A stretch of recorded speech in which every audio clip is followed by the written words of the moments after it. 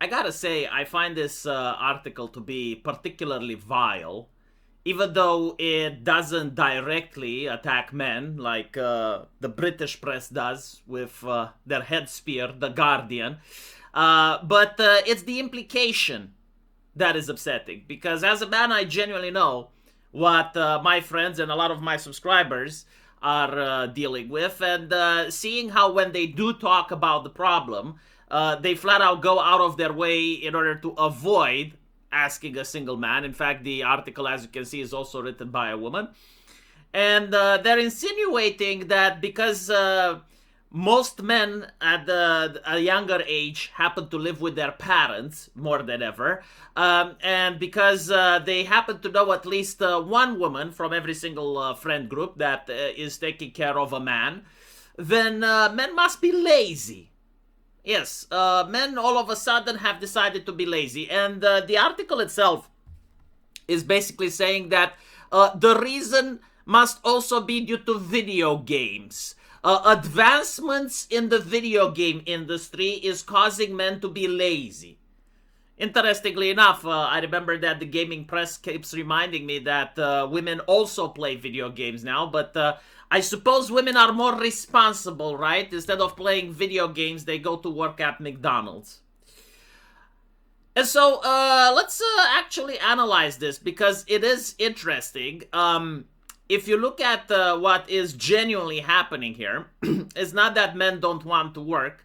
And it's not that most people are conservative in the American dream type, where the woman wants to stay at home and be a stay-at-home mother while the man works, and this is the natural way of things.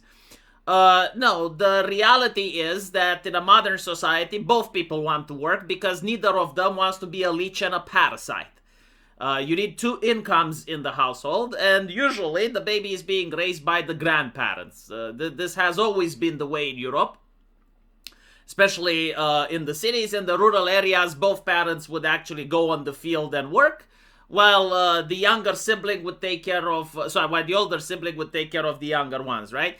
And so if that's not the case, then it means something artificial has happened, like something took place. Because again, most people, they want to work. Like nobody wants to be a parasite in a world where you have access to Roombas, DoorDash delivery, and other things, because there's literally nothing to do in the house. And so if you're looking at what's happening, well, first of all, a lot of the jobs that men do are now taken over by immigrants. I mean, I'm looking at DoorDash. And I'm thinking, okay, well, if I ever am unable to continue with the YouTube channel, would I be able to go to DoorDash? Well, I'm looking at the prices that they are paying, and the answer is, if I want to starve, yes. If you happen to not live in Romania and live in an apartment with 4 or 5 other people, then DoorDash may be an opportunity. But the wages are really low because a lot of people from outside the country are taking them. If you want to work in construction, tough shit.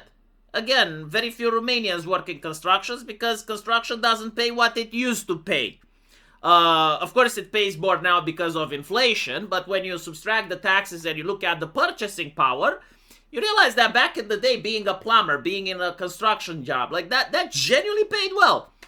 Now, not so much. And again, it's even if you can manage to find a job, right? Because most of the positions are already taken by foreigners. And so it's a lot more difficult to find a job as a man because the male-dominated professions, the ones that men used to do, are now being given to immigration. Meanwhile, the female-dominated professions, well, apparently there's not a lot of women immigrants coming over. I mean, there are a couple, don't get me wrong, but usually when you see a picture at the border, you do not see a lot of women with big fat tits, struggling to get into the country. And those that do, they do not fight with other women on the fields where they dominate. Like, for example, HR. Notice how nobody talks about equality in HR, because apparently the organization that's supposed to make sure that there's representation in companies do not happen to fit the 50% women, 50% men quota. In fact, most studies show that over 90% of people working in HR are white women. Interesting. And they're not struggling with immigrants in order to get those positions. If you look at journalism, same thing, you know, like there are not a lot of immigrant women going to take journalist positions. And then there are jobs predominantly and exclusively for women. A lot of people don't talk or they want to ignore OnlyFans. OnlyFans is just one example, but there are other jobs like Instagram, jobs like streaming, you know, VTubing. Like it feels as if it's not a lot, but like when you realize that some OnlyFans girls can make like $5,000, $6,000 a month, and they also have staff, like they have an accountant, they have a legal, they have like all these other things. Well, whether you like it or not, it's still a job opportunity that women can do. And the sector is predominantly female. So again, like more job opportunities. And you also can see the same with sales, right? Like people in sales, they hire women. And then you have companies that have percentages and mandatory quotas for women. Universities that have percentages and mandatory quota, despite the fact that already they have achieved their goal. Like you already have more than 50% women that are going to these universities. And so if you have like this entire society designed for more women to get into the workforce, why are we shocked when we notice that, okay, well, more women have gotten into the workforce? And the problem is that women are interested in social dynamics. They're attracted to status, right? Like men are attracted to tits and ass and status. Women are attracted to status and then I guess whatever they consider for a man to be looking good. But if status is what attracts women, and let's say you have an HR lady, well, she would probably not want to date a plumber. She would probably not want to date a guy that still lives alone with his parents. And so what ends up happening is that, well, they start complaining. They start nagging. It's like, oh my goodness, I can't find a real man. Because if they do manage to find Chad, like Chad is already trying to hold off the tsunami of pussy coming his way, and is treating women with a little less respect than they should get, right? Because from Chad's perspective, he bangs them and he has to go next. Because, like, there's a lot of women that are trying to come to Chad. And there's only one Chad, right? And so what happens is that they get friend zoned. they end up going for the men that actually do have jobs that actually cause a lot of desire from other women. And they keep getting dumped, right? Meanwhile, the men that would actually settle with them and that would actually care about them, well, they're living with their parents. And by the way, like usually what's happening is not that women are going after a man that is, living alone and he has no place to go. And so like they decide to take care of the man. No, what usually happens is that women hook up with the guy that has a job. And because of the market regulations, because of the stuff that's happening, he loses his job and he finds it very difficult to get a new one. And this is what the article is talking about. This is why it's actually such a problem and why a lot of women are complaining that they have become the mother of the household. And now they have to take care of men. And what's interesting is that the article does look for solutions and they're basically saying, well, the solutions would be to reverse everything we did up until now. And, instead of having like affirmative action for women, we need to have affirmative actions for boys. How about you just stop fucking with society? How about stop fucking with this concept like you need to have affirmative action? How about you just start hiring people that are competent and eventually you will get normalization?